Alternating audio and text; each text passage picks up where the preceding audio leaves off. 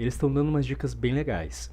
A primeira é a opção de você juntar dinheiro. Se você é uma pessoa que pode juntar dinheiro para ir para um país, cara, por favor, junte dinheiro antes de ir para um país. Tem várias pessoas que acabam arriscando demais nesse quesito de juntar dinheiro.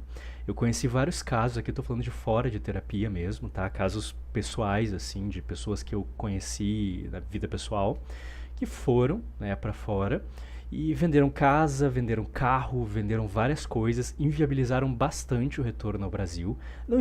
Não inviabilizaram, mas dificultaram bastante ser fácil de retornar ao Brasil se as coisas dessem errado, né? E meio que apostaram tudo nessa ida. Muitas vezes sem conseguir ter um trabalho lá. A gente sempre tem que ter cuidado com quanto a gente está sacrificando para sair, ok? Esse é um ponto muito importante que eu vejo muita gente é, fazendo uma aposta muito alta, muitas vezes sem ter uma garantia lá fora.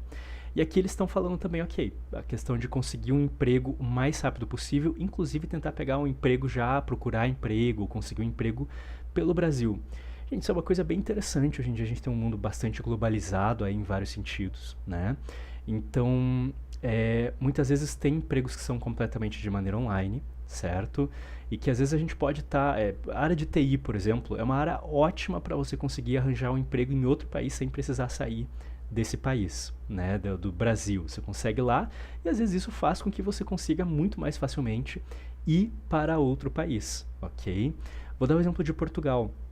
Portugal está com um problema bem complicado com relação a pessoas de fora de Portugal morando lá. E por mais incrível que pareça, eu acho que são brasileiros e o pessoal de Moçambique também, que era assim como o Brasil era uma ex-colônia portuguesa, né, fala português e tudo mais. E eles têm a facilidade por causa daquele, ou tinham pelo menos, que acho que a União Europeia tá embaçando pro pessoal lá, né, falando que é contra as regras da União Europeia, mas tinha aquele acordo dos falantes da língua luso-portuguesa, um negócio assim, né? Então era mais fácil de você ir. Acho que agora mudou um pouco essa questão aí, mas incrivelmente não eram os brasileiros e os moçambiquenhos, que eu acho que fala, que estavam mais causando esse tipo de dificuldade lá. Muito do que estava causando essas dificuldades, e que está causando essas dificuldades, inclusive de aluguéis extremamente altos lá na capital, em Lisboa, são pessoas de dentro da própria União Europeia. Por quê? Dos países da União Europeia, Portugal tem um dos salários médios ou salários mínimos mais baixos, não lembro de cabeça agora qual. Não lembro se era inclusive o mais baixo, mas vamos manter como um dos mais baixos por garantia. E por isso, até é um dos motivos que o custo de vida lá não é tão alto, né? Lembre-se, a gente tem que sempre pensar em questão de salário e a questão, né, a gente faz muito essa coisa de quantos euros aqui, nossa, mas eu vou estar ganhando tanto, mas tem que considerar também o custo de vida no lugar lá. A gente não pode, a menos que você esteja trabalhando online daqui do Brasil, que é o que eu já vou falar, né? Se você está morando lá, você tem que considerar os custos de vida de lá também. Isso é muito importante, tá? O que acontece? Você tem um salário bastante baixo lá em Portugal, mas o custo de vida também não é dos mais altos.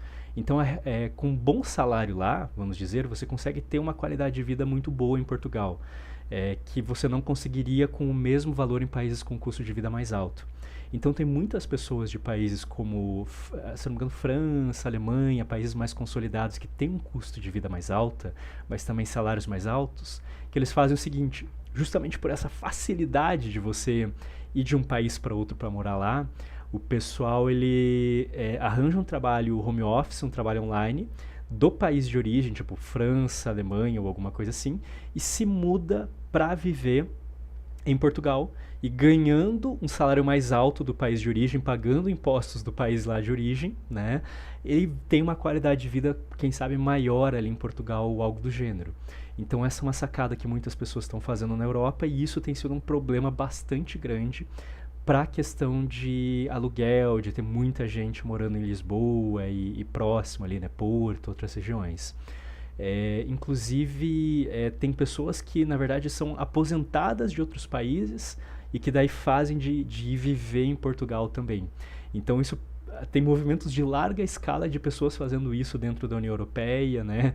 Então, assim, tem um lado positivo e um lado negativo para isso, né? Os portugueses, em grande parte, acabam odiando esse tipo de situação, né? Tá um clima meio complicado lá, inclusive.